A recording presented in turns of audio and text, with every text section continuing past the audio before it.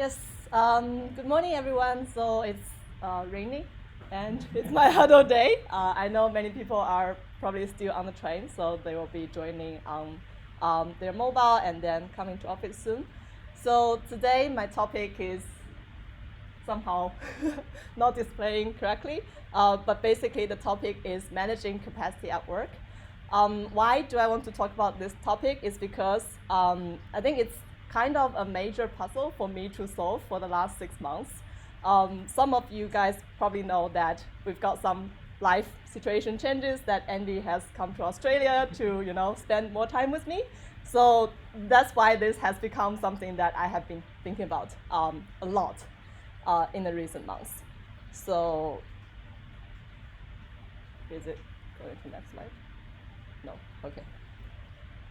Cool. So when I think about this topic or thinking about work capacity in general, I feel this is not just a working mom struggle. It's actually something that happens for everyone in their career trajectory sooner or later, right? Because as you become more senior in your role, people will have more expectations for you. They will expect you to have more impact, right? So expectation-wise, it's changing. And of course, there are going to be different things in your life that are changing. Probably you're growing older, so you don't have that much energy on a daily basis, or probably something else changes. But for me, I've got this. So 2016, I've got this baby boy, and 2023, he's already that big. So you can see the responsibility is growing a lot. So I have been thinking about, with all of these things changing, like different expectations from my work environment, different responsibilities in my life, how am I still going to keep performing, right? And how am I going to even find time to grow myself? Because it's not just doing the job. It's also about how am I going to access to the next level. So things like that has been really bothering me. And eventually the question becomes how to achieve more with same or even less capacity in your work. And I have to say, I don't have a perfect answer. Sorry, Joris, you've been waiting. But I kind of somehow got a mostly working approach for my scenario. So today I'm going to share my current approach with you guys. So I call it like a 4-step capacity management framework. And we're going to go through each steps. So the first step, I always start, when I feel I'm stuck, or when I always feel like, what am I doing? Am I doing the right thing with my time? I start to analyze my reality. So I need to first think about what am I thinking about my capacity right now. So I do a bunch of observations, and I also ask myself a lot of questions while I'm thinking. For example, how do I feel about my current capacity? Do I always feel like I have too much to do and I can't finish all of these things? Or do I feel like, oh, it's actually going pretty well and I can take on more, right? So different times I will have different answers. And also I ask, where did my time go? So what am I doing in my daily life, in my work? And what am I doing in terms of categorization of my tasks? So maybe I'm doing a bunch of hiring stuff right now. Maybe I'm doing something else in a different period. So I always categorize my task. And then I also think about, am I accurate in my task estimation? Because sometimes I feel maybe things are going a bit under control because I thought I can do more with the same time, but I actually can't, right? So maybe it's an estimation problem. And of course, I always ask, do I still have capacity for my growth? Because that's the key thing for me. So after doing this kind of reality check, I move on to the next step, which is on my direction. So this part is mainly about alignment of the priorities. I think there are 3 levels of priority alignment happening in the work life.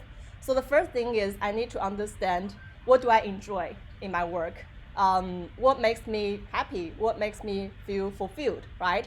That's probably aligning with my personal goal. And then I, of course, talk to Jing, manager, and Joris, thinking about what is our team goal, what is our management goals that Jing wants me to fulfill. So I always need to understand that part as well.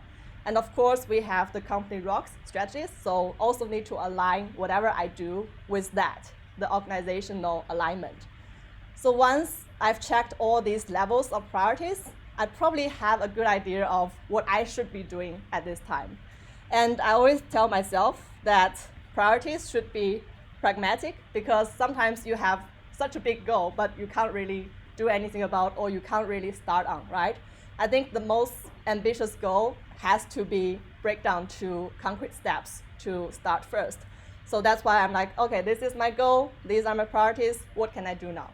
And I think the most important part is this is actually a continuous alignment process, because things are happening so quick right now, and maybe in the next 2 weeks there's something changed, right? And you have to keep adjusting your priorities to be flexible.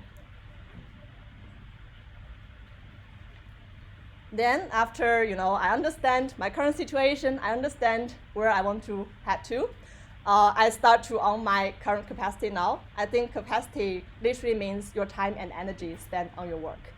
And I start with the time gap analysis, because I know these are my priorities. Then I ask myself, am I spending enough time on these priorities? If not, how can I make time for my priorities? Because that's where I want to go. And sometimes I feel, probably I'm a bottleneck in a part of the process. So I start to ask myself, am I actually a buzz factor in some of the things? And then I ask myself, should I be the buzz factor? Because sometimes you actually can't eliminate the buzz factor scenario, because maybe there are just not enough people that can help you with, or maybe you are establishing a new process, then you have to be spending a lot of time on that before it's mature enough, right?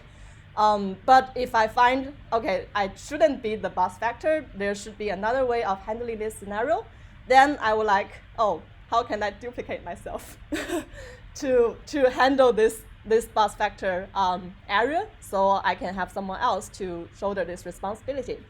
And a very important thing to note here is that when I was reading an article, it actually says when the organization grows, when your team grows, you have to keep growing. You can't be a buzz factor for a very long time, because that's actually not good for your career growth. Because you are doing the same thing all the time, and of course you're probably the best one doing that, right? But is it actually going to benefit you a lot?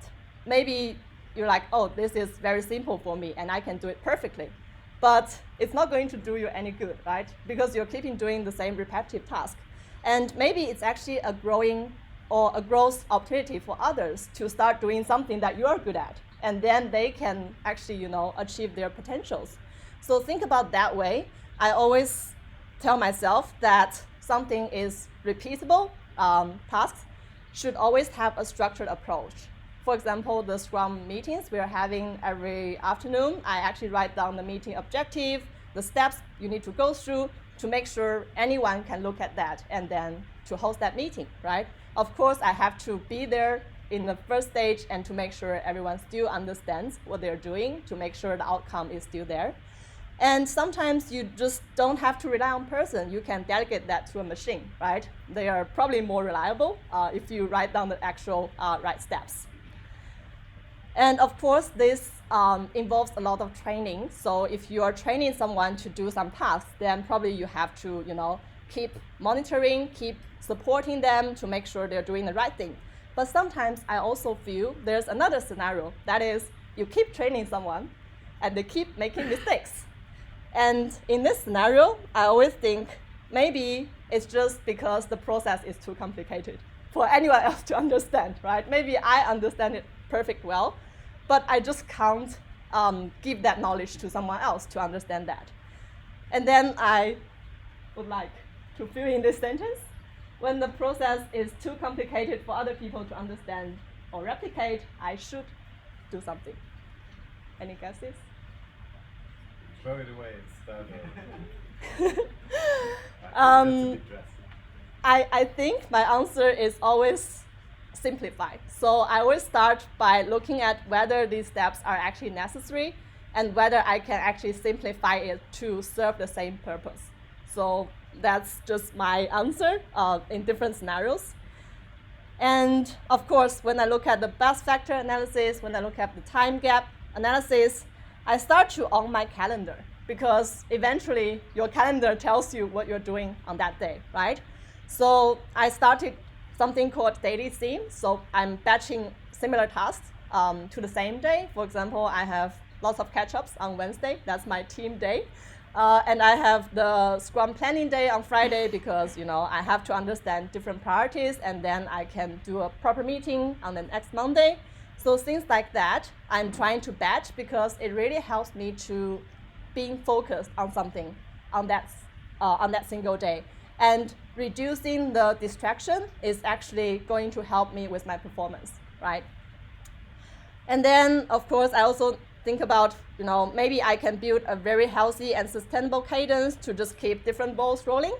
And also I need to do some expectation management, because I have so many different requests coming from everywhere. So I'm like, okay, not all requests are super urgent, because if I keep jumping to the urgent request, then I don't have time for the actual urgent request.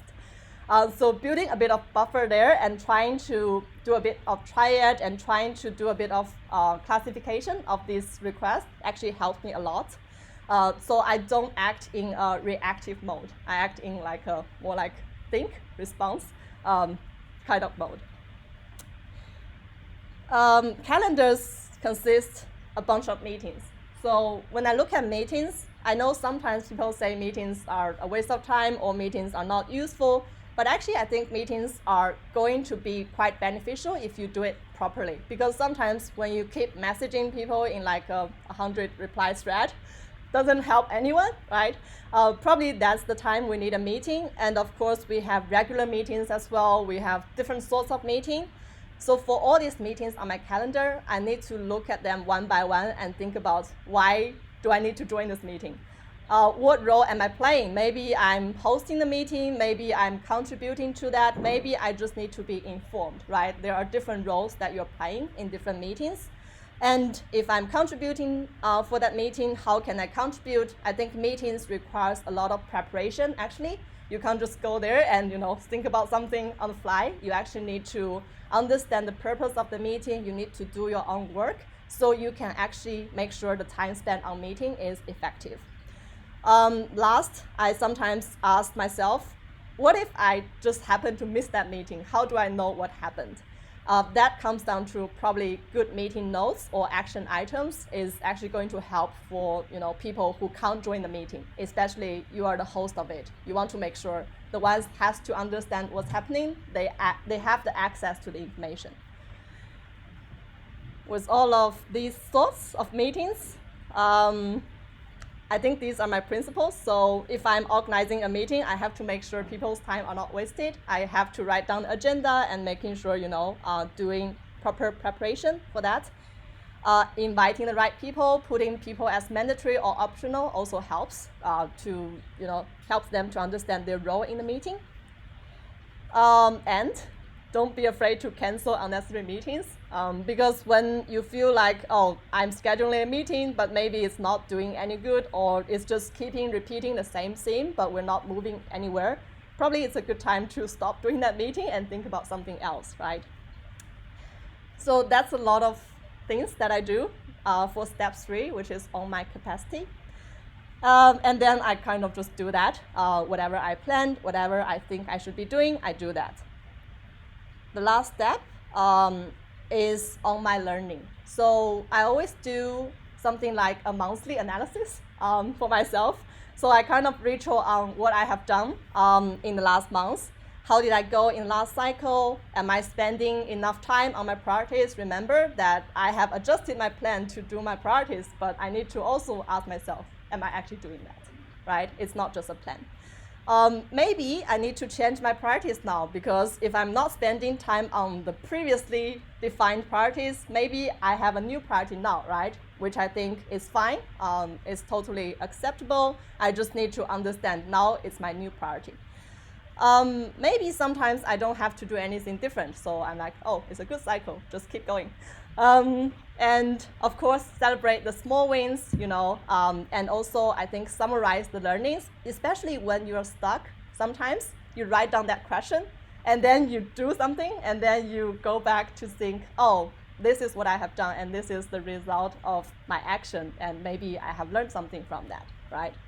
So after doing all of that, I have got my learnings. I basically call that pause, think, and then you are ready to kick off a new cycle. So that's basically it. I call it the first iteration because I know it's always an evolving process for me.